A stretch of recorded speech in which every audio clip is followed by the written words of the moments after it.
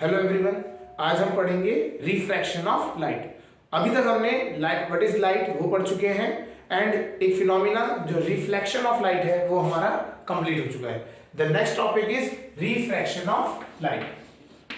Refraction of light, तो हम इसको आज पढ़ेंगे। ये भी एक लाइट का फिनोमिना ही होता है, जैसे हमारा रिफ्लेक्शन ऑफ लाइट है उसी तरीके से लाइट का एक और फिनोमिना होता है जिसे हम कहते हैं रिफ्रैक्शन ऑफ लाइट। तो रिफ्रैक्शन ऑफ लाइट अगर हम समझते हैं तो इसको डेफिनेशन के वाइज से बात करें तो bending of light when it passes from one medium to another. जब लाइट किसी भी एक मीडियम से दूसरे मीडियम में जाती है तो वो क्या होती है, बेंड हो जाती है। इस फिनोमिना को क्या कहा गया, रिफ्रैक्शन ऑफ लाइट। अभी समझते हैं इसको, एक डेफिनेशन लिखते हैं। तो the bending of light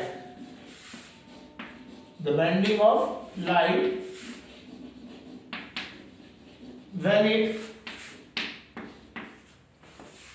passes from one medium to another, when it passes through one medium to another,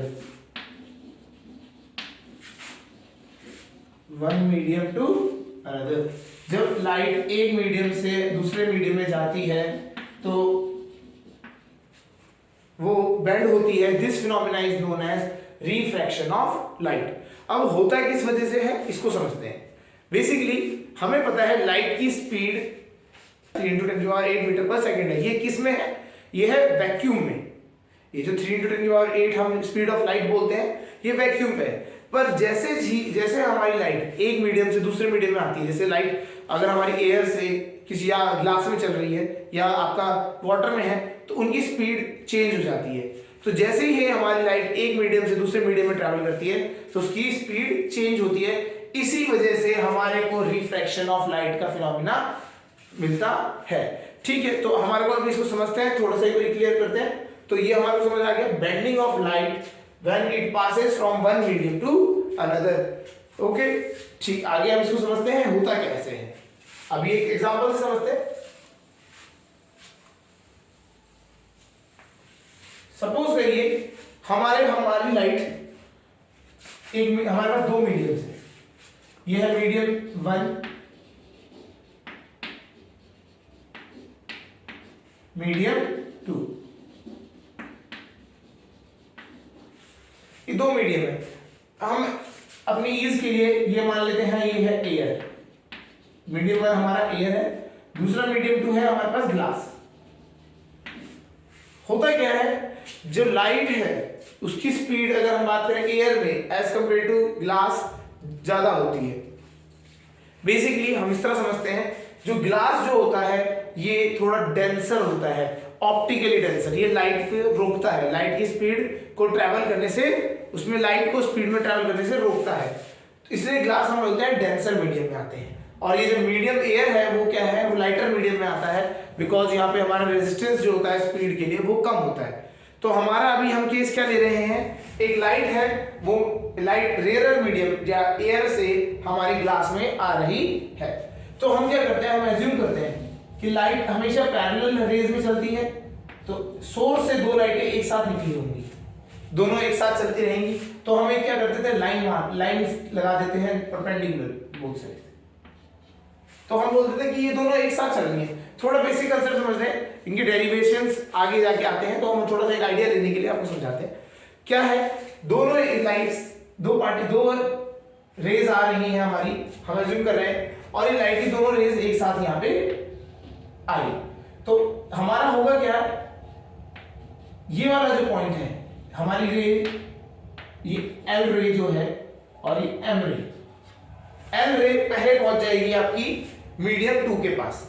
यहां देखिए आपकी यहां पे पहुंच चुकी है। उस टाइम जब ये पहले पहुंचेगी तब तक आपकी मीडियम दूसरी जो रे है एम, वो कहां पे है, वो मीडियम 1 में ही होगी। ओके, अब ये आपने बचपन में एक गेम होता था लाइंस, हम क्या करते थे, लाइन हाथ में पकड़ के चलते थे।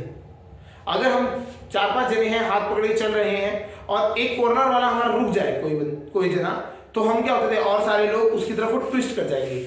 इसी तरीके से ये हुआ, ये सपोज करिए बहुत सारी लाइंस थी, तो ये एक साथ चल रहे थे लाइन बना के। अब हुआ क्या, जैसे ही ये वाला पार्टिकल्स इस मीडियम में आया, मीडियम 2 में आया, इसकी स्पीड क्या हो गई, कम हो गई। यहाँ पे स्पीड ज्यादा थी, ये सारे एक स्पीड से ज्यादा स्पीड में भागते हुए आ रहे हैं। अब इस कॉर्नर वाले ने ब्रेक मार दिया, रुक मतलब ब्रेक क्या कह सकते हैं, वो अपना थोड़ा स्लो हो गया। जैसे ही वो स्लो होगा तो क्या होगा, ये सारे के सारे पार्टिकल्स, ये अगर हम बात करें तो ये सारे के सारे पार्टिकल्स क्या होंगे, इसकी तरफ को थोड़ा सा बेंड हो जाएंगे। ये इनको एक्चुअली में ये ऐसे जाना चाहिए था, बट दे बेंड्स, वो क्या होता है, वो थोड़े से इस साइड को बेंड हो जाते हैं। तो होता क्या है, जो पार्टिकल रुका है, जो इसकी स्पीड थोड़ी कम है, उस साइड को ये सारे के सारा जो पार्टिकल का जो आपका रे का दोनों का गैप है, गैप मेंटेन रहना है, गैप आपका दोनों का मेंटेन रहना है, ये हमेशा पैरेलल रहने हैं। बट ये क्या हो गया, ये इस पाथ में जा रहे थे, ये रुक गया, तो इसकी वजह से क्या होगा, थोड़ा सा टिल्ट मिलेगा, और थोड़ा सा टिल्ट ही मिलेगा, थोड़े टाइम तक के लिए ये आपकी स्पीड ज्यादा स्पीड में चलेगा। फिर बाद में जैसे ये स्पीड में आएगा तो ये भी उसी स्पीड पे आ जाएगा। तो ये थोड़ा सा टाइम इस एक साइड हमारे जैसे हम रनिंग कर रहे थे, तो एक साइड वाले ने जो थोड़ी सी अपनी स्पीड स्लो करी, तो उसकी वजह से हम थोड़ा सा टिल्ट हुए, इस वजह से ये आपका बेंड हो गई रेस। आपको अब समझ आ रहा होगा, लाइट रे आ रही थी, अगर हम बात करें लाइट रे ये इस तरह से आती, और यहाँ आने के बाद ये थोड़ी सी इस साइड को बेंड हो गई। तो ये phenomena, this phenomena of bending of light, जब बेंड हो जाती है लाइट एक मीडियम से दूसरे मीडियम में जाने पे, इसको क्या कहा जाता है, रिफ्रैक्शन ऑफ लाइट। तो phenomena of bending of light as it comes from one medium to another, इसको कहा जाता है रिफ्रैक्शन ऑफ लाइट। समझ आ गया होगा, तो आइडिया क्लियर हुआ होगा कि अगर जब लाइट एक मीडियम से दूसरे मीडियम में आती है तो बेंड कर जाती है, यहां पे। अब हम बात करते हैं बेंड करती किस डायरेक्शन में। अगर हम ये दो नॉर्मल्स बनाते हैं, हम क्या बना रहे हैं, नॉर्मल्स बना रहे हैं। मीडियम में नॉर्मल्स जब बनाते हैं, जब हम नॉर्मल बनाते हैं, तो ये लाइट क्या है, लाइट को जाना चाहिए था इधर को, बट ये क्या कर रही, बेंड कर रही, तो ये टुवर्ड द नॉर्मल। इसमें नहीं, डायग्राम से अलग से डायग्राम बनाते हैं। तो ये हुआ क्या है, अगर सिंगल लाइन से हम रिप्रेजेंट करें, तो लाइट रे ऐसे आ रही है, इसे जाना चाहिए था इधर को, बट इट बेंड्स इनसाइड, आपकी नॉर्मल की साइड को ये बेंड कर दी, ये इधर को बेंड कर दी। तो ये जो बेंडिंग हुई टुवर्ड द नॉर्मल। तो हमें एक चीज समझ आई, जब भी लाइट रेयर मीडियम, एयर क्या था, रेयर मीडियम था, जब भी लाइट रेयर मीडियम से डेंसर मीडियम में आती है, तो वो क्या करती है, टुवर्ड द नॉर्मल बेंड कर जाती है। तो इसको एक बार यहाँ इसी लाइन को हम एक बार स्टार्ट लिख देते हैं, ये डायग्राम बना लीजिएगा, फिर उसके बाद आगे लिख लेते हैं, ठीक है ना। एक पॉइंट है, व्हेन लाइट कमिंग फ्रॉम, ये रिफ्रैक्शन के अंदर ही है, उसी में हम समझ रहे हैं, तो लिखते हैं when light comes from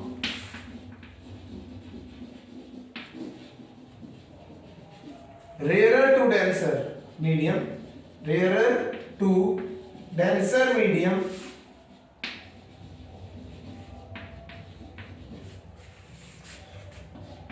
it bends toward the normal,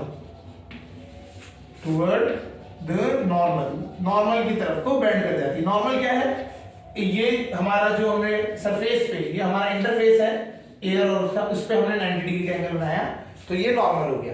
तो क्लियर पॉइंट हो रहा है, रिफ्रैक्शन ऑफ लाइट क्या फिनोमेना होता है, the bending of light when it comes from one medium to another, उसे कहते हैं रिफ्रैक्शन ऑफ लाइट। और अगर ये लाइट रेयर से डेंसर की तरफ जाती है, तो ये क्या होती है, टुवर्ड द नॉर्मल बदल जाती है। तो ये हमारा केस 1 है, ये हमारा केस फर्स्ट केस है कि लाइट जब रेयर मीडियम से डेंसर मीडियम पे आती है, तो इसे ये क्या होता है, ये टुवर्ड द नॉर्मल बेंड हो जाती है, अब टुवर्ड द नॉर्मल बेंड हो गई। ओके, सेकंड केस समझते हैं। अब आता है हमारा केस सेकंड। इस बार हम क्या करेंगे, लाइट को डेंसर से रेयर में लाएंगे, लाइट को डेंसर से रेयर में लाते हैं। तो हमारे पास वही केस बनाएंगे हम जैसे अभी हमने किया। डेंसर मीडियम ग्लास मान लेते हैं, गिलास से एयर में हम लाइट को ला रहे हैं। सो अब तक आइडिया लग गया होगा, जब हम रेयरर से डेंसर में आते हैं तो light toward the normal bend करेगी, और जब हमारा डेंसर से रेयरर में आएगा अब तो उसमें क्या होगा, light away from the normal bend करेगी। लेकिन देखते हैं, समझते हैं, ये दोनों लाइटें पैरेलल आ रही हैं एट एनी टाइम, ये दोनों एक साथ रही, तो क्या होता है जब डेंसर मीडियम में होते हैं तो डेंसर मीडियम में स्पीड क्या होती है, स्लो होती है। ये रे है L और ये रे है L, तो दोनों के दोनों स्लो चल रहे हैं। अभी वही चीज है, लाइन आप बना के चल रहे हैं और क्या हो रहा है, सारे के सारे क्या है, एक ही स्पीड में चल रहे हैं, स्लो चल रहे हैं। अभी कोई तेज नहीं चल रहा है क्योंकि ये डेंसर मीडियम में चल रहा है, तो डेंसर मीडियम में स्पीड क्या होती है, स्लो होती है। अब सबसे पहले कौन पहुंचेगा, इस पॉइंट, ये वाला पॉइंट आपके पास पहुंच गया। उस जब ये यहां पहुंचा है तब दूसरा पॉइंट कहां पर पहुंचा है, इस साइड पहुंचा है। ओके, अब जैसे ही ये वाला पॉइंट एयर में आएगा तो इसकी स्पीड क्या हो जाएगी, इंक्रीज हो जाएगी, इसकी स्पीड इंक्रीज हो जाएगी। तो क्या होगा इस बार केस, अब हम सब एक साथ चल रहे थे, एक साइड वाला तेजी से चलने लगा, तो होगा क्या, जो चीज तेजी से चलेगी वो हमारी तरफ को बेंड कर जाएगी, स्लोअर वालों की तरफ। तो ये वाला पार्ट तो स्लो था, तो ये वाली लाइट जो है ये इस बार इस साइड को बेंड कर जाएगी, थोड़ा सा बाहर अगर हम बात करें तो ये इस बार दोनों इधर को बेंड हो जाएंगी, क्योंकि ये वाला क्या है, ये थोड़ा फास्ट चल गया एज कंपेयर टू पहले और उसे,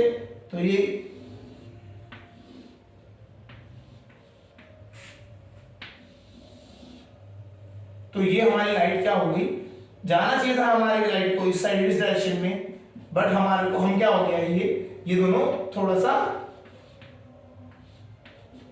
उस साइड को बेंड होगी, अवे फ्रॉम द नॉर्मल। तो हम यहां समझ सकते हैं, तो इसका एक डायग्राम, सिंपल रे डायग्राम बनाए, तो लाइट आ रही थी, ये इसको आना चाहिए था सीधा, बट क्या हुआ, अवे फ्रॉम द नॉर्मल। तो ये हमारा स्टार्टिंग में इस तरह से आ रही थी लाइट इस डायरेक्शन में, बट ये क्या हुआ, ये अवे फ्रॉम द नॉर्मल चले गया। तो हमें यहां से भी एक पॉइंट समझ आता है कि जब डेंसर मीडियम से लाइट रेयरर मीडियम में आती है, light bends away from the normal. तो इसको लिख लेते हैं स्टार में, when light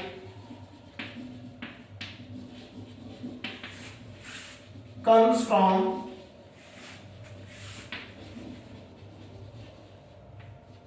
denser to rarer medium,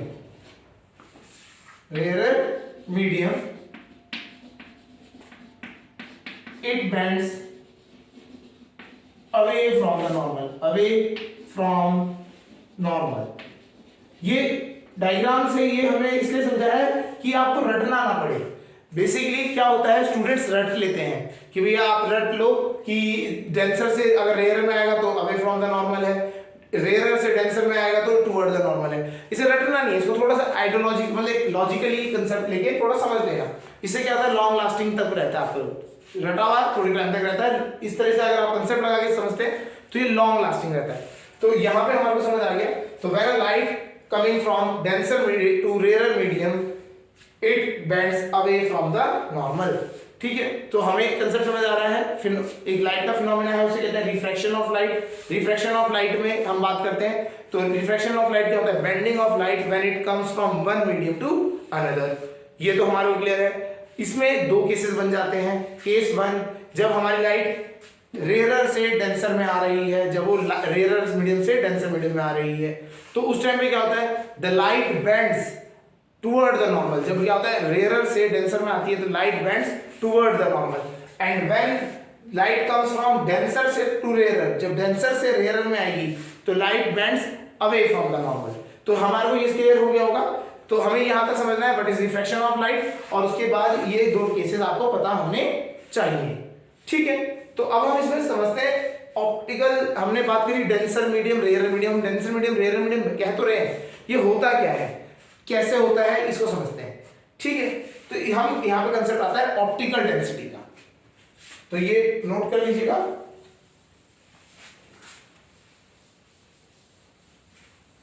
next जो है कंसेप्ट ऑप्टिकल डेंसिटी, ये थोड़ा सा समझने की है, समझते हैं इसको क्या होता है ऑप्टिकल डेंसिटी। हम डेंसिटी उसकी बात नहीं कर रहे हैं जैसे कि मेटल है हमारे पास, नहीं। होता क्या है, अब अगर आप बात करें तो हमारे पास अगर हम ब्रॉडली बात करें तो हमारे पास तीन तरीके के आपके मीडियम होते हैं। पहला मीडियम होता है ट्रांसपेरेंट, जिससे लाइट आर पार पार दिखती है हमें, जैसे जो हमें आर पार दिखाई देते हैं mediums. Second is translucent. Translucent ये हमने पहले पढ़ा हुआ है, समझ लेते हैं थोड़ा सा। ट्रांसलूसेंट, ट्रांसलूसेंट क्या होता है, जिसमें आपकी लाइट क्या होती है, धुंधलापन दिखता है आपको बाहर, आपको पूरी लाइट क्लियर नहीं दिखती, धुंधलापन दिखता है। जैसे हमारे आप ग्लासेस की बात करें, फ्रॉस्टेड ग्लास, आजकल ग्लासों के ऊपर एक देखिए होगी आपने पट्टी सी लगा देते हैं जिससे कि आपको पता लगे वहां पर ग्लास है ना, तो वो क्या होता है फ्रॉस्टेड, मतलब वो क्या होता है ट्रांसलूसेंट बना देता है। And last is opaque. Opaque क्या होता है, बिल्कुल डेड ब्लू, जैसे ये बोर्ड है ये ओपेक है, इससे लाइट आर पार नहीं हो रही है, तो हम इसके पीछे की चीज नहीं देख सकते, तो ओपेक है। Got it. तो 3 तरीके के हमारे पास क्लासिफिकेशन होते थे, बट हम बात करते हैं ट्रांसपेरेंट की ही बात करते हैं, तो उनमें भी क्या होता है, अलग अलग उन्होंने देखा गया कि अलग अलग मीडियम में अलग अलग लाइट की स्पीड होती है, लाइट की स्पीड हर एक मीडियम में अलग अलग हो जाएगी। तो हमने एक कंसेप्ट किया जिसको मतलब अगर हम लाइट की स्पीड को चेक करने के लिए हमने ऑप्टिकल डेंसिटी के ऊपर काम किया। तो ऑप्टिकल डेंसिटी क्या होता है, it is the resistance. Optical density को मेजर करने का एक तरीका है, हम बात कर रहे हैं, तो optical density is the resistance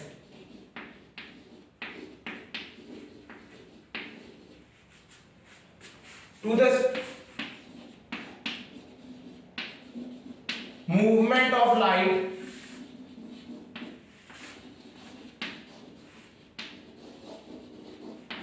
through a medium,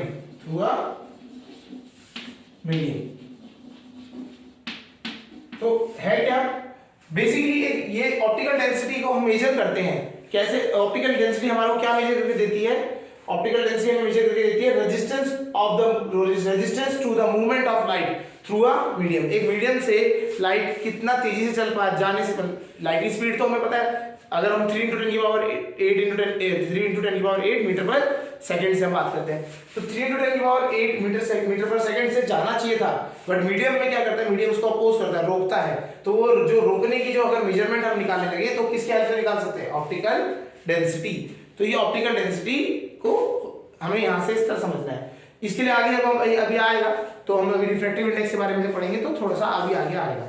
तो हम ये क्लियर हो गया कंसेप्ट हमारे पास रिफ्रैक्टिव, तो पहले रिफ्रैक्शन ऑफ लाइट, तो कंसेप्ट जो हमारा क्लियर है वो रिफ्रैक्शन ऑफ लाइट हमें पता होना चाहिए, bending of light from when it passes from one medium to another. Second thing जो हमारे 2 केसेस बनते हैं, डेंसर से अगर रेयर में आएगा या रेयर से डेंसर में आएगा, तब क्या केस होगा, ऑप्टिकल डेंसिटी हमारी क्या होती है। ठीक है, अब हम बात करते हैं लॉज ऑफ रिफ्रैक्शन।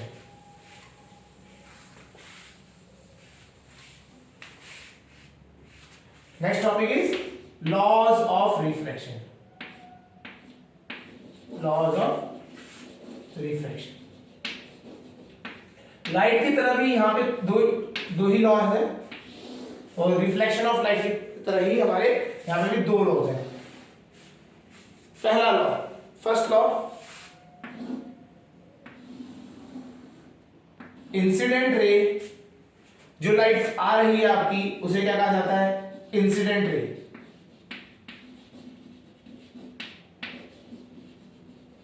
एंड इस पे जो आपने मीडियम पे इंटरफेस में 90 डिग्री का एंगल बनाया, नॉर्मल जो होता है उसे कहते हैं नॉर्मल है, नॉर्मल। एंड लाइट जो है बेंड कर रही है, सपोज करिए लाइट बेंड कर रही है, उसे कहते हैं रिफ्रैक्टेड रे। जो मीडियम में निकल जाती है उसे कहते हैं refracted ray.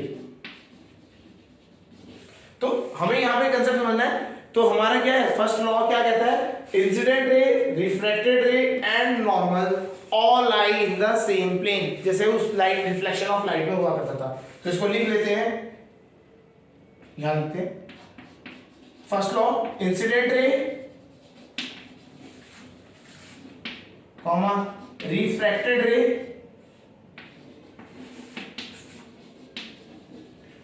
And normal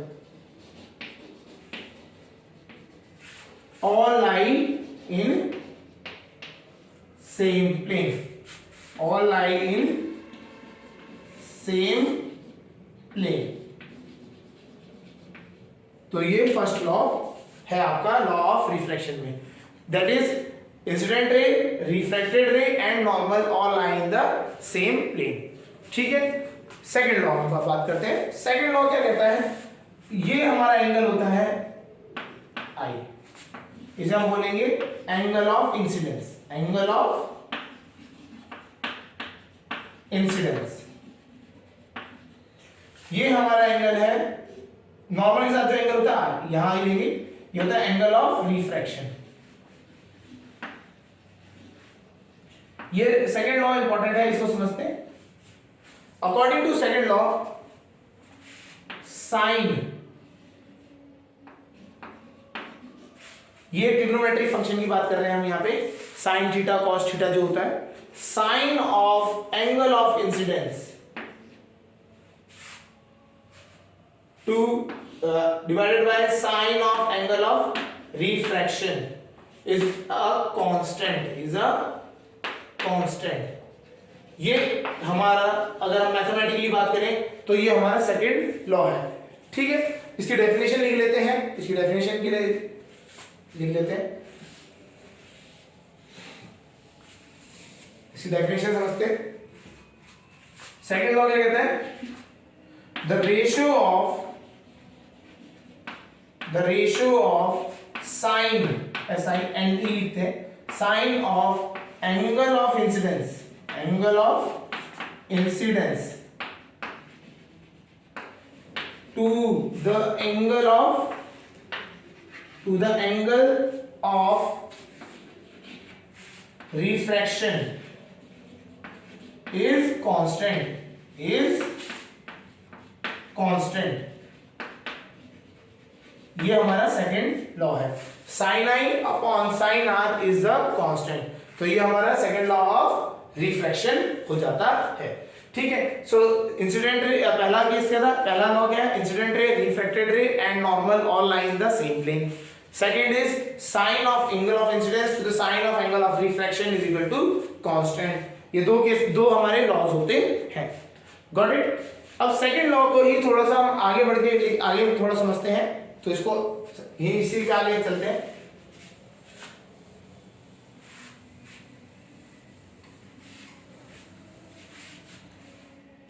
okay, तो अब यहां समझते हैं क्या होता है। सपोज करिए, इसी सेकंड लॉ को देखते हैं। सपोज करिए एक लाइट रे आ रही है, एक मीडियम है तुम्हारा आपका first one, medium is 1 and ये बेंड कर गया सब इधर को, angle of incidence, this is angle of refraction, ये बेंड कर गया, ये आपका सेकंड मीडियम है। हमें पता लग रहा है टुवर्ड द नॉर्मल है, तो सेकंड मीडियम क्या है, डेंसर है। ठीक है, तो इस अब आता है स्नेल्स लॉ। इसी लॉ को, सेकंड लॉ को ही हम स्नेल्स लॉ में कहते हैं।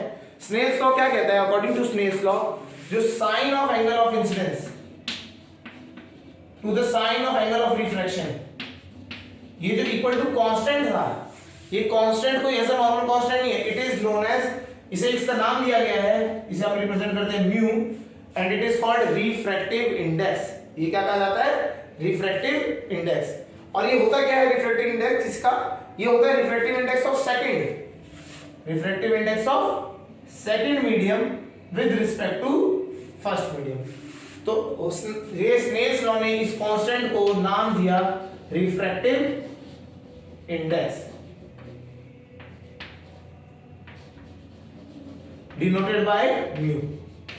ये क्या होता है? म्यू से लिखा जाता है। तो हमारे को एक चीज समझ आ गई, this law is known as, this is called Snell's law. अगर हमारे कभी आपसे पूछा जाए व्हाट इज स्नेल्स लॉ, तो स्नेल्स लॉ कुछ नहीं है, यही है, the sine of angle of incidence to the angle of to the sign,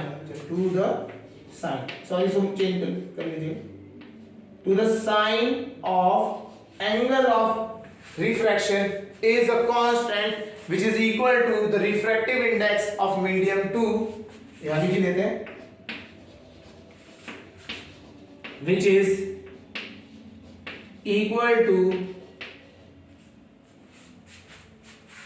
the refractive index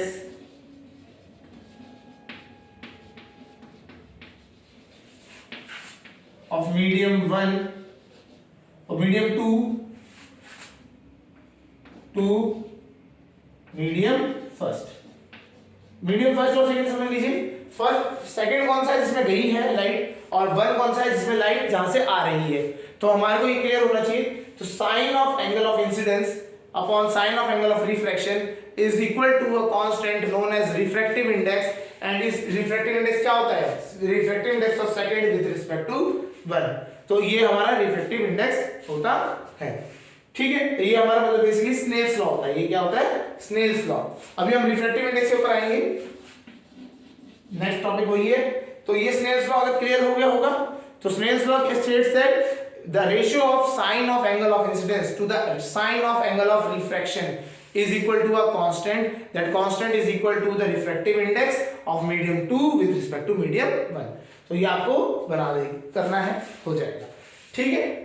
चलिए, तो हमारे को यहाँ पे टर्म आई रिफ्रैक्टिव इंडेक्स, इसको समझते हैं क्योंकि रिफ्रैक्टिव इंडेक्स क्या है, इसको ये समझ आ गया आपको तो इसमें काफी चीजें, ऑप्टिकल डेंसिटी के बारे में भी आपको काफी चीजें क्लियर हो जाएंगी।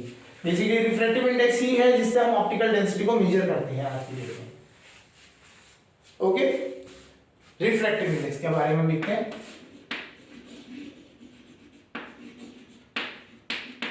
Refractive index,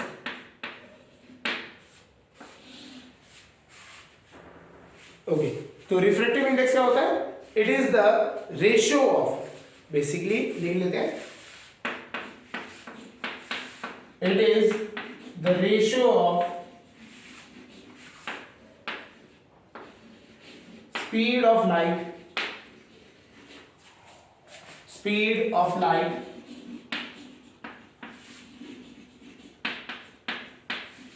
in vacuum, basically हम बात करते हैं यहाँ c इक्वल टू 3 × 10⁸ मीटर पर सेकेंड। कभी कभी क्या होता है, लोग इसको किलोमीटर पर सेकंड की स्पीड में भी लिखते हैं, तो उसके अकॉर्डिंग देख लीजिएगा। वैसे 3 × 10⁸ metre per second to, it is the ratio to the speed of light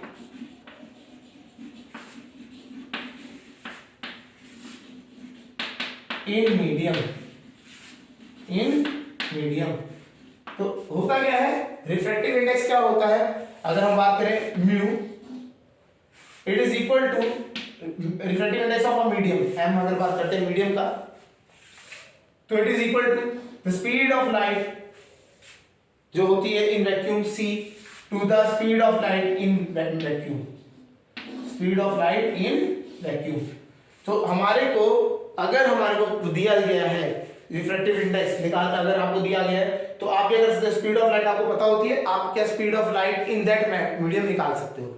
got it. तो इस तरीके से आपको ये निकलता है, इसको अभी हम यूज करना सीखेंगे, ठीक है। ओके, तो अब आते हैं हमारे पास, ये चीज क्लियर होनी चाहिए। रिफ्रैक्टिव इंडेक्स क्या होता है, एक बार वापस, it is the ratio of speed of light in vacuum to the speed of light in medium is known as refractive index. Got it, okay. चलिए, अब आता है कुछ रिफ्रैक्टिव इंडेक्स को हमें समझना है, तो होता है अब कुछ रिफ्रैक्टिव इंडेक्स के बारे में हम समझ लेते हैं। तो रिफ्रैक्टिव इंडेक्सेस हम लेते हैं, तो रिफ्रैक्टिव इंडेक्स ऑफ एयर, हम इसकी वैल्यू हम मानेंगे 1। होता क्या है, इट इज नॉट 1, इस 1 से थोड़ी सी बड़ी होती है, लेकिन हम बहुत ही माइन्यूट बड़ा होता है, तो हम कैलकुलेशन के हिसाब से 1 यूज करते हैं। Second is refractive index of water, ये 3 है जो आपको याद कर सकते हैं, तो कर लीजिए, ये इंपॉर्टेंट है, यही 3 ज्यादातर पूछे जाते हैं। पहला कौन सा है, रिफ्रैक्टिव इंडेक्स ऑफ एयर, जिसका है value 1। Refractive index of water, उसकी वैल्यू है आपकी 1.33, अगर हम फ्रैक्शन वो डेसिमल पॉइंट वाले में बात करते हैं, और 4/3 फ्रैक्शन में लिखना है, आपको फ्रैक्शन में लिखना है तो आपको क्या लिखना है, 4/3, और अगर आपको डेसिमल में लिखना है तो 1.33। Got it. नेक्स्ट जो है रिफ्रैक्टिव इंडेक्स ऑफ ग्लास, इसकी वैल्यू है 1.5, और अगर आपको डेसिमल में याद करनी है तो ये 1.5 हो जाएगी, अगर आपको किसी फ्रैक्शन में अभी याद करने के लिए बोले तो 3/2। तो ये आपकी 3 रिफ्रैक्टिव इंडेक्सेस की वैल्यू होती है, समझ आ गया होगा, ठीक है। अब नेक्स्ट जो करते हैं, हम बात करते हैं क्वेश्चन समझते हैं, जिसमें थोड़ा सा आपको क्लियरिटी देगा कि कैसे हम रिफ्रैक्टिव इंडेक्स को समझ करते हैं question use. Okay,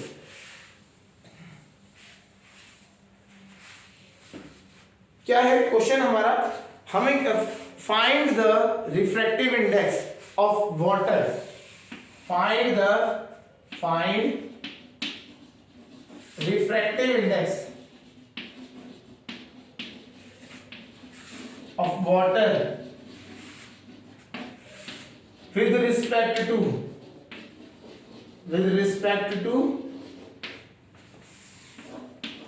glass. Okay, हमें रिफ्रैक्टिव इंडेक्स ऑफ वाटर पता है कितना होता है 1.33, या फिर हम फ्रैक्शन में लिखेंगे तो 4/3 वाटर के लिए। And refractive index of glass क्या है, तो हमें पता है 3/2। अब हमारे क्वेश्चन में क्या पूछा है, उसने पूछा है refractive index of water with respect to मतलब डिवाइड में, अपॉन में, किसके, ग्लास के साथ। तो इसको रिप्रेजेंट करने का एक और तरीका है refractive index of water with respect to glass. तो वाटर पीछे, आपने ग्लास लिख दिया, ठीक है। चलिए, हमें ये क्वेश्चन में निकालने के लिए बोला गया है, हमें एक पता है फॉर्मूला क्या होता है, it is mu W upon mu glass. तो रख देते हैं, क्वेश्चन सॉल्व कर लेते हैं। तो यहां से सिंपल आ रहा है mu g up is equal to mu डब्ल्यू कितना दे रखा है हमारे को 4/3 डिवाइडेड बाय 3/2। तो it comes out to be, ऊपर चले जाएगा 8/9। तो refractive index of water with respect to glass is equal to 8/9। समझ आ गया होगा। आपको कुछ नहीं, ज्यादा कॉम्प्लिकेटेड कुछ नहीं करना है। जिसके रिस्पेक्ट में देखो, आपको जिसका निकालना है रिफ्रैक्टिव इंडेक्स ऑफ वाटर निकालना है, तो वाटर ऊपर आएगा रिफ्रैक्टिव इंडेक्स, और जिसके रिस्पेक्ट में निकालना है वो क्या आएगा, नीचे आएगा। Got it. तो इस तरीके से निकाल सकते हैं। आपसे उल्टा पूछा जा सकता है कि refractive index of glass with respect to water, वो बताइए। तो इस तरीके से आपको क्वेश्चन सॉल्व करने होते हैं। एक टाइप का क्वेश्चन तो ये हो गया। सेकंड टाइप पे क्या होता है, जिसमें आपको वेलोसिटी ऑफ लाइट निकालने के लिए कहा जाता है इन अ मीडियम, ठीक है। तो उसको भी क्वेश्चन को करके देखते हैं।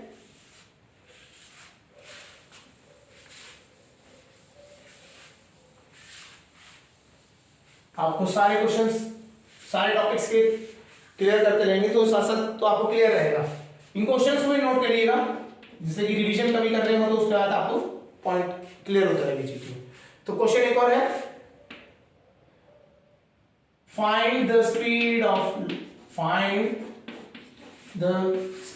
Of light in glass full stop. Given में क्या है, म्यू ऑफ ग्लास दे रखा है, इट इज 1.5। तो इतना क्वेश्चन दिया जाता है, आपको इससे सॉल्व करना है। तो ये basic definition of refractive index पे आता है। This question is based on basic definition. जो बहुत बेसिक डेफिनेशन है कि क्या होती है रिफ्रैक्टिव इंडेक्स, उसका सॉल्यूशन क्या होता है भैया। आपको हमें पता है रिफ्रैक्टिव इंडेक्स का फॉर्मूला क्या होता है। रिफ्रैक्टिव इंडेक्स ऑफ ग्लास का, it is the velocity of light in vacuum, that is c, है ना, to the velocity of light in that medium. समझ आ गया होगा। तो इससे हम क्या करते हैं, हमें velocity of light in the medium निकालना है ग्लास पे। तो ये ग्लास ले देते हैं, तो ग्लास पे निकालना है। तो mu upon mu G. Got. c की वैल्यू पता होनी चाहिए, 3 × 10⁸ मीटर पर सेकेंड अपॉन म्यू जी दे रखा आपको 1.5। गॉट। सो काटेंगे आप 2। ओके। तो आपको पता लग गया speed of light in glass कितनी होती है, 2 × 10⁸ मीटर पर सेकेंड। तो इस तरीके से आपको रिफ्रैक्टिव इंडेक्स के क्वेश्चंस भी करने होंगे। तो आपको एक क्लियर हो गया। एक टाइप का क्वेश्चन बनता है आपका basic definition of refractive index. तो वो क्या है आपका, Vg इज इक्वल टू, आपको सिंपल करना है लाइट की speed in vacuum upon light की स्पीड इन दैट मीडियम। तो क्लियर हो जाएगा उससे। ऐसे ही आप वाटर के लिए भी निकाल सकते हैं, और कोई अदर मीडियम दिया हुआ है उसके लिए भी आप निकाल सकते हैं, ठीक है। चलिए अब आगे बढ़ते हैं।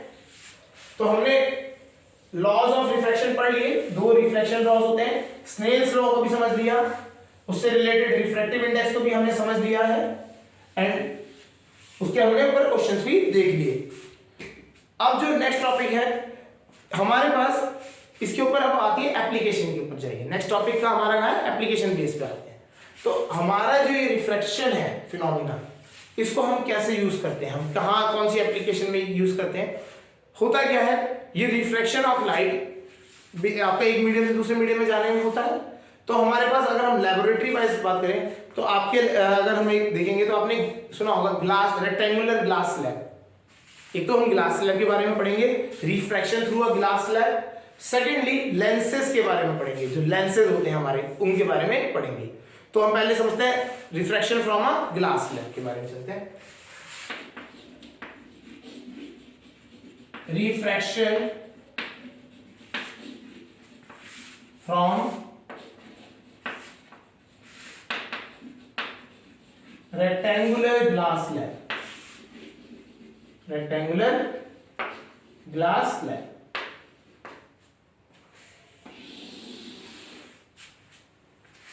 ओके ठीक है, स्टार्ट करते हैं। हमने क्या किया, ग्लास स्लैब ले लिया,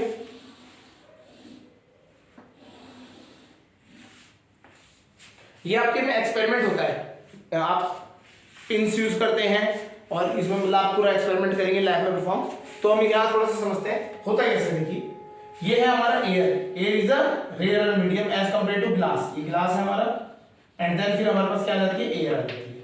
तो हमारे यहाँ पे इंटरफेसेस कितने, दो इंटरफेसेस है, एयर ग्लास का interface and then glass air का इंटरफेस। तो करते हैं, लाइट आई आपकी फ्रॉम रेयरर टू डेंसर, जब रेयरर से लाइट डेंसर मीडियम में आती है, it bends toward the normal. Light को ऐसे जाना चाहिए था,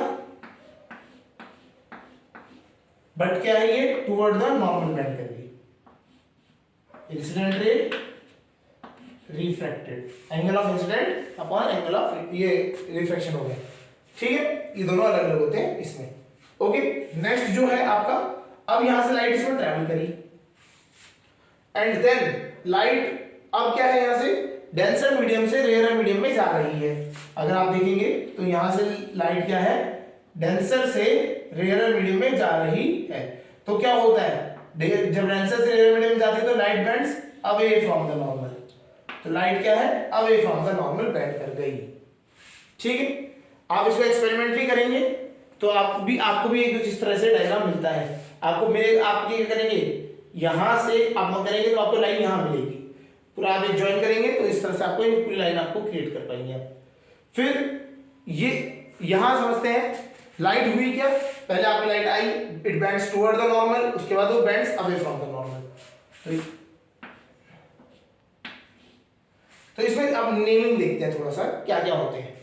अच्छा, ये भी एंगल आर है, ठीक है, क्यों, because this is a normal, this is also normal, दोनों नॉर्मल है। ऑल्टरनेट इंटीरियर एंगल से भी आप बता सकते हैं, मैथ्स के सिंपल फॉर्मूला। तो मैथ्स में आप सिंपल लिखेंगे लॉजिक, तो ऑल्टरनेट इंटीरियर एंगल से भी आपने बता दिया, ये हो गया आपका। दोनों पैरेलल लाइंस है, पैरेलल लाइंस में क्या होता है, ऑल्टरनेट इंटीरियर एंगल लग जाता है। ठीक है, ये अब यहां पे देखिए आई जो है इसे कहते हैं एंगल ऑफ इंसिडेंस।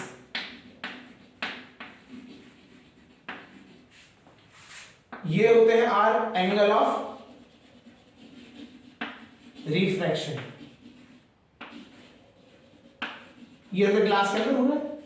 एंड ई जो है ये इसे कहते हैं एंगल ऑफ इमर्जेंस, इससे लाइट जब बाहर निकल रही है तो उसे हम कहते हैं angle of emergence.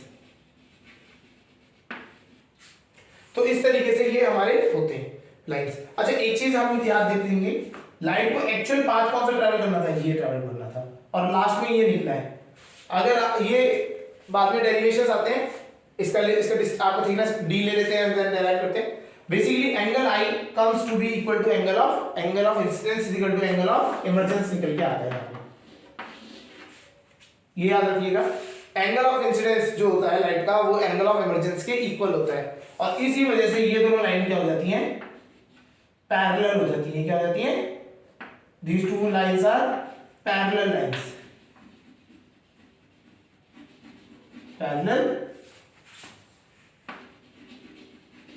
Parallel line से ये बन जाती है।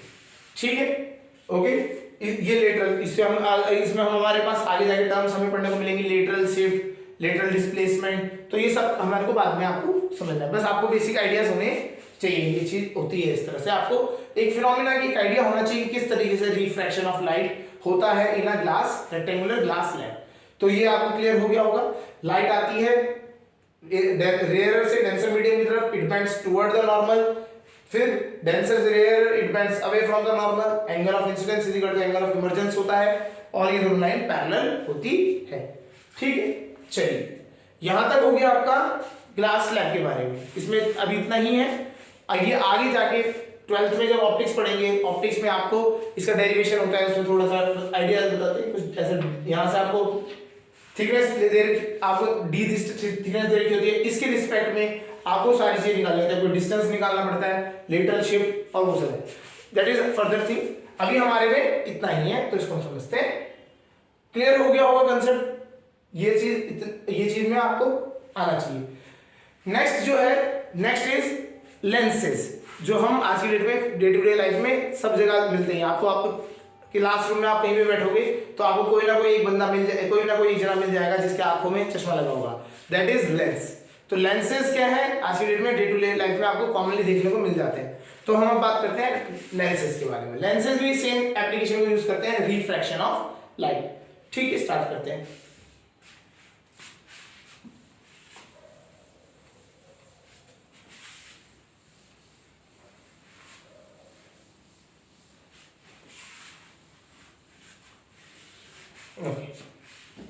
लेंसेज, अब हमारे पास होता क्या है, लेंसेज बनते कैसे हैं अगर हम बात करते हैं।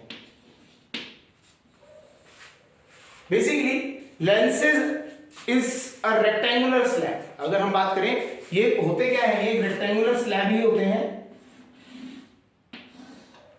बट इसमें क्या करते हैं, जो इनके सरफेसेस होते हैं, इन सरफेसेस को with the help of grinding, आप कटिंग करके आप क्या करते हो, दो टाइप के सरफेसेस है आपके पास। वन इज दिस इज, हमने अभी पढ़ा था कॉनकेव। ये कौन सा सरफेस होता है, कॉनकेव सरफेस, अंदर की, जब आपका अंदर वाला सरफेस होता है, और बाहर वाला सरफेस जो एस्पेक्ट होता है दैट इज कॉन्वेक्स। तो हम क्या करते हैं, एक एग्जांपल से समझा देते हैं। यही आपका एक ग्लास स्लैब लेते हैं, इसके सरफेस, इसको क्या करते हैं, ग्राइंड करके, कटिंग करके इसमें ये इस तरीके का पैटर्न बना देते हैं। इतना हम मटेरियल रिमूव कर देते हैं। जब ये मटेरियल हम रिमूव कर देंगे तो ये हमारे को इस तरीके से स्लैब मिलेगा, इस तरीके से सरफेस मिलेगा। सिमिलरली इसी तरीके का सरफेस अगर हमें कोई ड्रॉ करना है तो मैं दूसरी साइड से भी उसी तरीके से मटेरियल निकाल दूंगा। ये मटेरियल मैंने रिमूव कर दिया, तो जैसे ये मटेरियल मैंने रिमूव किया तो मुझे क्या शेप मिली, इस तरीके की शेप मिली। तो इस तरीके से आपके क्या क्रिएट होते हैं, लेंसेज। तो लेंसेज में हमारे को बेसिकली रेक्टेंगुलर स्लैब को मशीन करके उसको कर्व शेप देनी है, तो इट कैन, आप कन्वेक्स और कॉन्केव शेप देके आप क्या करते हो, क्रिएट करते हो लेंसेज को। Got it.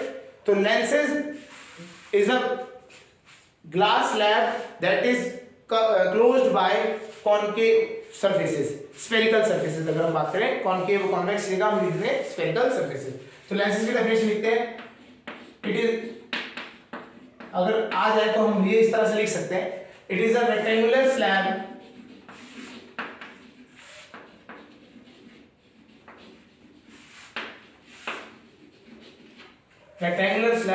closed with rectangular glass slab। It is a rectangular glass slab closed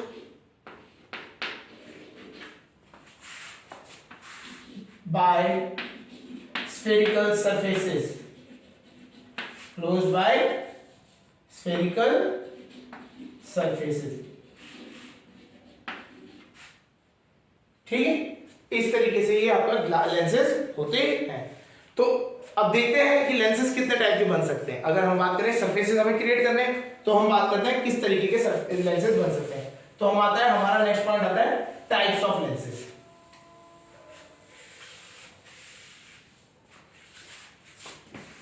next is types of lenses.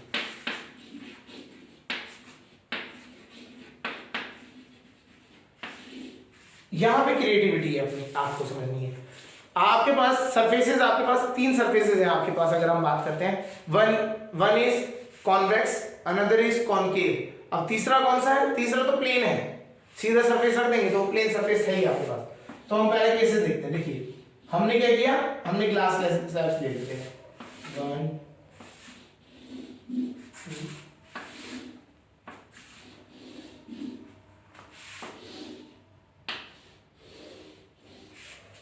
ठीक है। अभी 4 पहले 4 के देखते हैं, उसके बाद आगे देखेंगे। ठीक है, सो मैंने क्या किया, मेरा फर्स्ट केस है, मैंने सोचा कि मेरे को दोनों साइड में क्या करूंगा, इधर भी कॉन्वेक्स वाला ही सरफेस क्रिएट करूंगा, एंड सेकेंड इस दूसरी साइड भी आपका कॉन्वेक्स सरफेस। तो दोनों साइड जब कॉन्वेक्स सरफेस बनते हैं तो इसे कहा जाता है by convex lens, by convex lens. और बाई कॉन्वेक्स की जगह हम जनरली बुक्स में हम जो नॉर्मल पढ़ेंगे वो दैट इज कॉन्वेक्स लेंस। तो ये कौन सा किस सरफेस हो गया, this is by convex lens. Convex में क्या होता है, याद रखना है थोड़ा सा, कि जो मटेरियल रिमूवमेंट होती है कॉर्नर में ज्यादा होती है, सेंटर में कम होती है। Got it. Second case concave वाले के लिए लेके चलते हैं। कॉनकेव वाले में क्या होता है, कॉर्नर में मटेरियल कम रिमूव होता है, सेंटर से मटेरियल ज्यादा रिमूव हो जाता है। तो ये क्या होता है, आपका सरफेस बनता है that is of type concave surface, and another is this. ये भी क्या हो गया आपका कॉनकेव। तो ये this is also known as biconcave surface, biconcave surface. Got it. तो ये हो गया convex, biconvex, and another is biconcave. ठीक है, चलिए और केस ले लेते हैं। इस बार क्या किया मैंने, डिसाइड किया, इस बार मैंने यहां से एक तो कॉनकेव बनाया,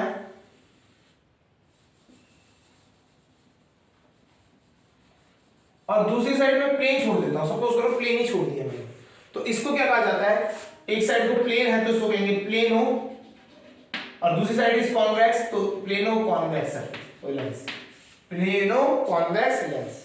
गॉट इट। तो हमें बस क्या है, हमें सरफेसेस के बाद हमारे को देखना कि सरफेसेस जिन्होंने बाउंड कर रखा है अंदर ग्लास स्लैब को तो किस तरीके के।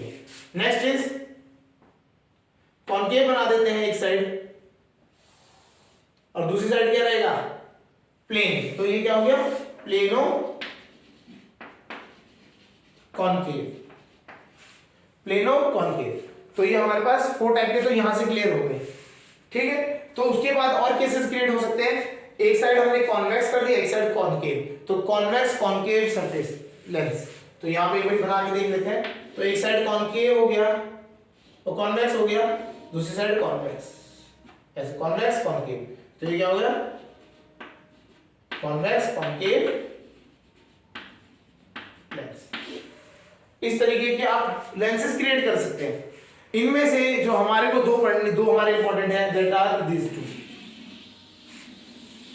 ये जो 2 हैं ये हमारे पास आएंगे, और दैट इज कॉन्वेक्स लेंस, इसे हम नाम पूरा कहा जाएगा, कॉन्वेक्स लेंस कहा जाएगा, और इसे क्या कहा जाएगा, कॉनकेव लेंस।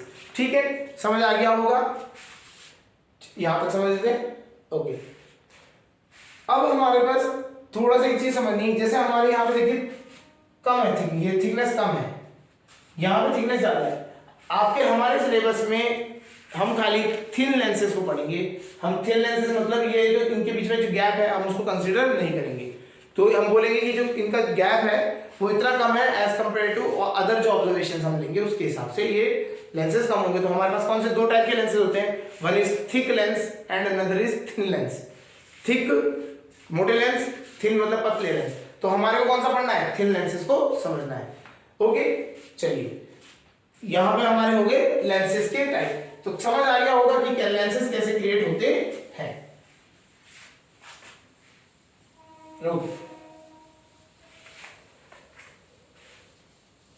अब हम सिमिलरली जिस तरह से हमने वहां पे कॉनकेव कॉन्वेक्स के पार्ट्स पढ़े थे, इसी तरीके से हम यहाँ पे भी लेंसेज के पार्ट्स पढ़ते हैं। तो हमारे को दो टाइप के लेंसेज पढ़ने हैं, वन इज कॉन्वेक्स, तो ये हो गया हमारा convex lens, and another is concave, तो ये हो गया हमारा कॉनकेव। तो हमारे पास 2 टाइप के लेंसेज पढ़ने हैं, one is convex lens, another is concave lens. तो इन दोनों को हम इनको समझते हैं कैसे क्या क्या होता है इसके बारे में, यहां देखते हैं। चलिए, तो सबसे पहली चीज सेंटर, जिसको हम वहां पे पोल कहा करते थे, यहाँ पे ये क्या कहा जाएगा, ऑप्टिकल सेंटर, इसी क्या कहा जाएगा, ऑप्टिकल सेंटर। तो हम समझते हैं इसको, पहले लिखते हैं फर्स्ट पार्ट, पहला पार्ट जो है दैट इज ऑप्टिकल सेंटर।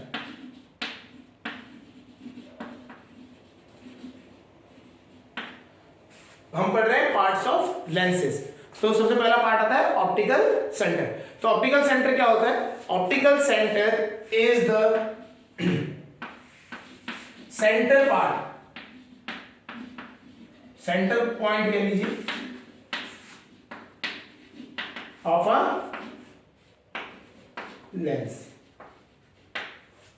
एक लेंस का जो सबसे सेंटर पार्ट होता है उसे क्या कहते हैं, ऑप्टिकल सेंटर। गॉट इट, ये समझ आ गया होगा।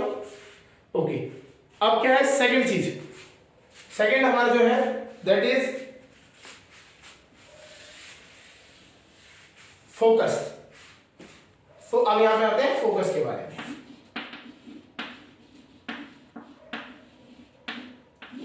कंसेप्ट वही है जैसे हमारे पहले वाले में थी कि लाइट कमिंग फ्रॉम इंफिनिटी, है ना, जब हमारी लाइट कहीं से भी जब हमारी लाइट इंफिनिटी से आती है, इंफिनिटी से मतलब पैरेलल बहुत दूर से आती है, तो आफ्टर पासिंग थ्रू, वहां पे क्या होता था, मिरर हुआ करता था, यहाँ पे क्या है, after passing through lens, after passing through lens it meets और appear to meet is known as focus. क्या होगा, लाइट जो है आपकी जब इंफिनिटी से आएंगी पैरेलल, तो ये क्या होगा, they will converge at a point, वो मिलेंगी एक पॉइंट पे, उस पॉइंट को कहते हैं फोकस, उस पॉइंट को क्या कहा जाएगा, फोकस। ठीक है, सिमिलरली यहां पे भी हम समझते हैं लाइट आएगी। अच्छा, अब यहां थोड़ा समझते हैं, यहां पे मीट करती है, वहां पे क्या होगा, यहां लाइट क्या होती है, आने के बाद इट डाइवर्जेस, तो यहां पे क्या होगा, हम बैकवर्ड इसको लेके जाएंगे और यहां पे हमें मिलेगा, तो ये क्या होगा, हमें रिवर्स में इसको एक्सटेंड करना पड़ेगा, तो यहां पे it appears to be meeting, तो light coming from infinity appears to be meeting is focus of the lens। ठीक है, यहां समझ आ रहा होगा आपको। तो यहां पे हमारे पास ये फोकस, इन्हें हम क्या कहा जाता है, फोकस कहा जाता है। और यहां पे इन इस वाले टाइप को, यहां पे क्या होता है, एक चीज ध्यान रखनी है, यहां दो टाइप के फोकस हो सकते हैं, क्योंकि लाइट आपकी इधर से भी आ सकती है और इधर से भी, दोनों साइड से, है ना। तो एक इस सरफेस, इस कर्व सरफेस का फोकस बनेगा और एक दूसरी सरफेस से फोकस बनेगा, तो दोनों सरफेस से दो फोकस मिलते हैं, तो इन दोनों फोकस का नाम दिया गया है, जो ये हम पढ़ रहे हैं, जिसमें light coming from infinity meets, जब लाइट जो मीट आके मिलती है जब, तो इसे कहा जाता है प्रिंसिपल फोकस, इसे क्या कहा जाएगा, प्रिंसिपल फोकस। और दूसरा केस अभी हम समझाते हैं, ये देखते हैं। तो यहां पे हम बात करते हैं फोकस नहीं लिखेंगे, हम क्या लिखेंगे, प्रिंसिपल फोकस। तो प्रिंसिपल फोकस क्या होगा, the light coming from infinity, the light coming from infinity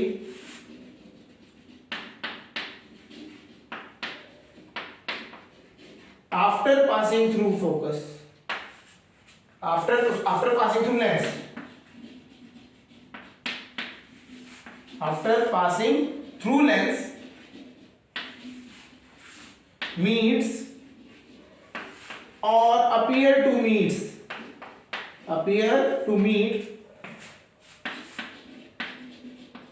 at a point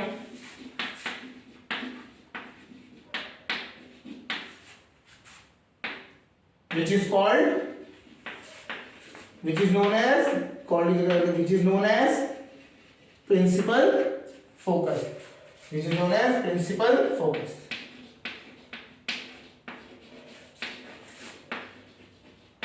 ठीक है। तो इसे हम कहते हैं प्रिंसिपल फोकस। तो हमारा क्या होता है, ये हमारे फोकस क्रिएट हो गया, इसे कहते हैं प्रिंसिपल फोकस। क्लियर हो गया। अच्छा, अब एक मैं यहाँ पे एक लाइन बना ही देता हूँ, ये भी हम इसकी डेफिनेशन लिखेंगे। नेक्स्ट जो रहेगी दैट इज प्रिंसिपल एक्सेस, इसको समझाना चाहिए। अच्छा, ये तो हो गया प्रिंसिपल फोकस। जो हमने दूसरे टाइप का फोकस बताया उसके लिए हम क्या लिखते, वो उसको हम कहते हैं फर्स्ट फोकस। ये तो हो गया प्रिंसिपल फोकस, एंड जो अदर फोकस, जो दूसरा फोकस होता है उसे हम क्या कहते हैं, फर्स्ट फोकस। और उस फर्स्ट फोकस का काम क्या होता है बेसिकली, अगर उसकी हम डेफिनेशन की बात करें तो वो इसकी जस्ट उल्टा होता है। हमने यहाँ क्या बोला, लाइट कमिंग फ्रॉम इंफिनिटी।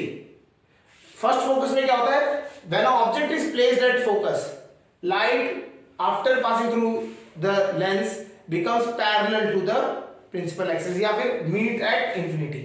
ठीक है, तो ये हो गया प्रिंसिपल फोकस। अगर हम फर्स्ट फोकस की डेफिनेशन है तो इसको कोई डेफिनेशन समझे, आराम से नोट कर लीजिएगा। तो लाइट प्रिंसिपल फोकस के लिए अगर हम बात करते हैं तो क्या होता है समझते हैं। फर्स्ट प्रिंसिपल फोकस हो गया first focus. First focus is a point where when an object is placed, the light coming from object after passing through the lens becomes parallel and meets at infinity।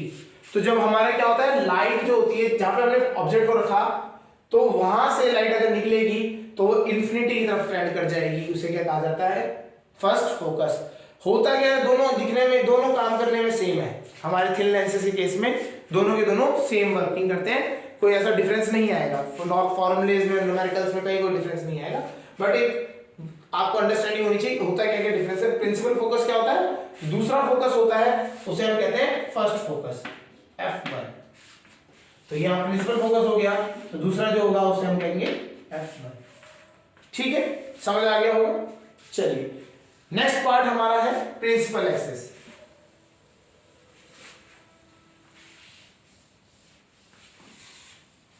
Principal axis, the line passing from optical center, the line passing from optical center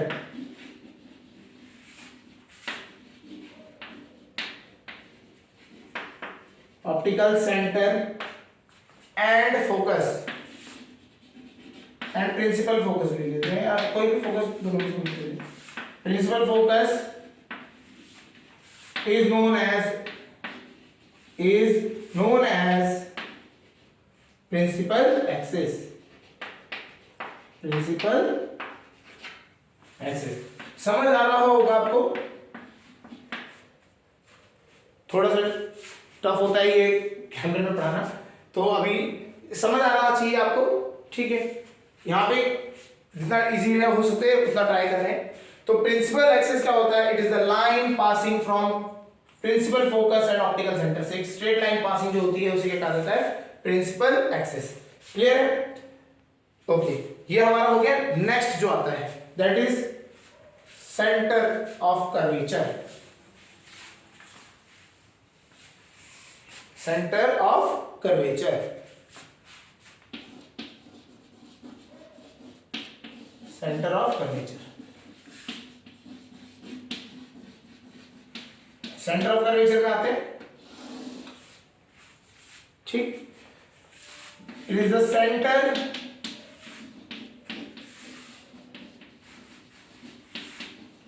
of the spherical surface, it is the center of the spherical surface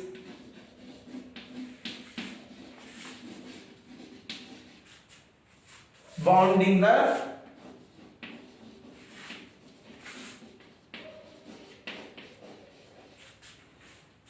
the lenses।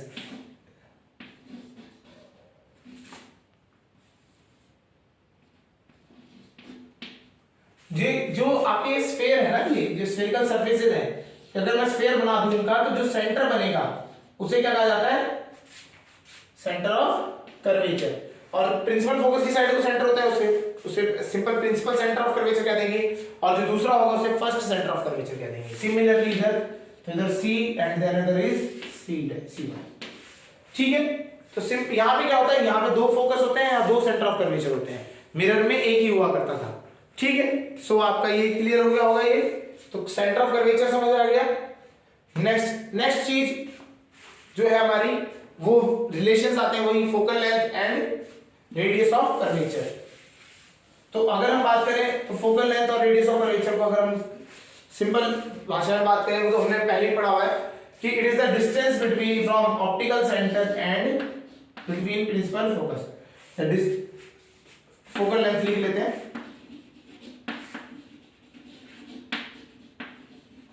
Focal length. इसे समझते हैं, वापस लिखना ही है तो इसमें लिख लेते हैं the distance between optical centre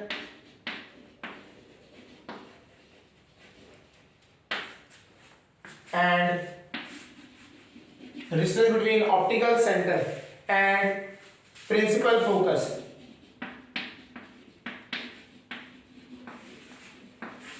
is known as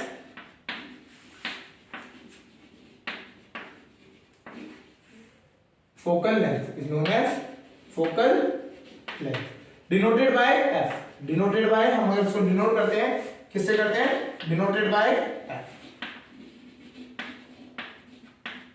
f से डिनोट किया जाता है।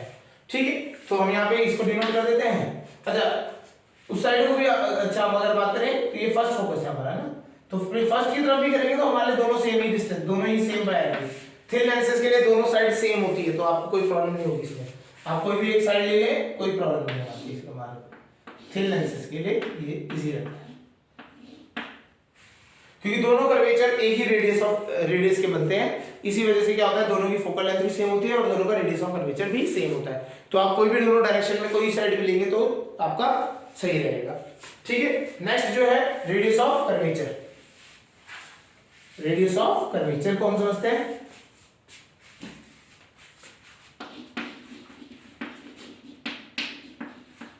Radius of curvature.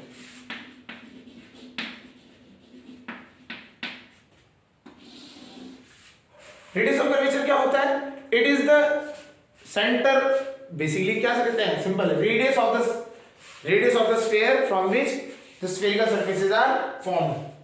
तो वही लिख लेते हैं, the radius of spherical, the radius of sphere लिख लेते हैं, स्फीयर फ्रॉम विच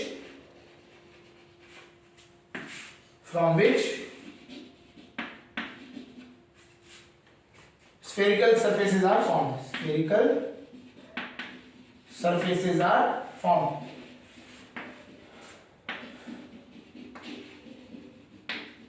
अच्छा, इसमें हम आपको एक थोड़ा समझिए, डेफिनेशन, आपको कंसेप्ट क्लियर होना चाहिए। डेफिनेशन तो आप बना लेंगे, थोड़ी डेफिनेशन आपको पढ़नी पड़ती है, लेकिन डेफिनेशन आप बना सकते हैं, बट आपको कंसेप्ट अगर क्लियर है तो कंसेप्ट पे मेन फोकस होना चाहिए। डेफिनेशंस तो आपको क्या है, बना, आपकी वर्डिंग होनी चाहिए। आपको थोड़ा सा इधर उधर मोल्ड हो जाएगा, एक दो वर्ड इधर उधर हो जाएंगे तो कोई बड़ी प्रॉब्लम नहीं होती, बट आपको कंसेप्ट क्लियर होना चाहिए इस चीज के बारे में। तो हमारा अभी ये जो आपको सारे पार्ट समझ आ गए होंगे, फोकल लेंथ भी समझ आ गया होगा और रेडियस ऑफ कर्वेचर भी समझ आ गया होगा। ठीक है, तो अगर हम बात करते हैं, एक वापस वही क्वेश्चन आता है, रिलेशन बिटवीन फोकल लेंथ। अगर हम बात करें इस फोकल लेंथ और centre of curvature, radius of curvature को हम आर से लिख लेंगे। इनमें क्या रिलेशन है, सेम रिलेशन है जो आपका पहले हुआ करता था। तो relation between focal length and radius of curvature is, radius of curvature r is equal to 2 times of focal length. Radius of curvature is equal to 2 times of focal length. Focal length का twice होता है radius of curvature. तो हम अब तक हमने refractive index पढ़ लिया, रिफ्रैक्टिव लॉज ऑफ, पहले हम रिफ्रैक्शन पढ़ा, उसके बाद हमने लॉज पढ़ लिए, उसके रिफ्रैक्टिव इंडेक्स पढ़ लिया, फिर हमने रेक्टेंगुलर स्लैब, आफ्टर दैट ये लेंसेज को हमने समझ लिया और लेंसेज के पार्ट्स सब हमने समझ लिए। जो अब जो नेक्स्ट टॉपिक है, that next topic will be, हम अब इसके रे डायग्राम्स एंड इमेज फॉर्मेशन सीखेंगे। रे diagrams of concave, convex lens, फिर कॉनकेव लेंस, इन दोनों के हम क्या करेंगे, रे डायग्राम सीखेंगे। फिर उसके बाद हम इसके इमेज फॉर्मेशन एंड बाद में हम जाके इनके ऊपर न्यूमेरिकल्स पे आएंगे, दैट इज लेंस फॉर्मूला वाला पार्ट आएगा, जिसमें हम लेंस फॉर्मूला और मैग्निफिकेशन निकालेंगे। तो उस तरीके से आपका ये चैप्टर चलेगा। तो आज के लिए अभी इस लेक्चर के लिए इतना ही।